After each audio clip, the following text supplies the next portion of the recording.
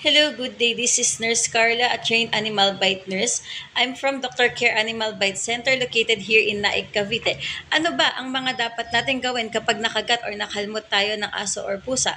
Unang-una sa ating mga bahay, hugasan po natin ang parte ng katawan na nakagat or nakalmot using running water at mild soap po. 10 minuto po para po mas malinis po natin yung sugat ng maayos. Tapos papatuyuin natin.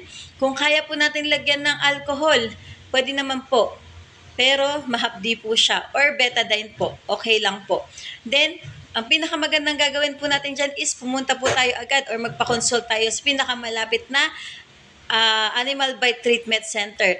Meron po tayo niyan sa bawat municipality natin. Okay, kung wala naman pong available sa kanila, meron din po tayong mga private na Animal Bite Center, katulad po ng Dr. Care Animal Bite Center. Okay, mga taga-Naik, meron po tayong Animal Bite Center dito na malapit po sa bayan. Okay, may mga hindi dapat gawin kapag tayo ay nakagat or nakalmot. Unang-una, huwag pong paduduguin ang sugat dahil mas binibigyan po natin ng way para makapasok yung virus kung meron man.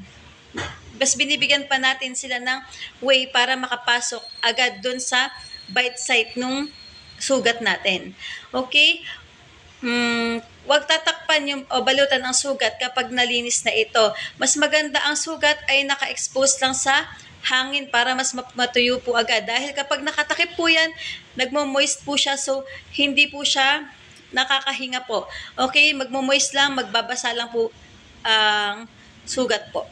Then, wag po natin lalagyan ng katas ng bawang dahil nangingitim po ang sugat kapag nilalagyan ng katas ng bawang.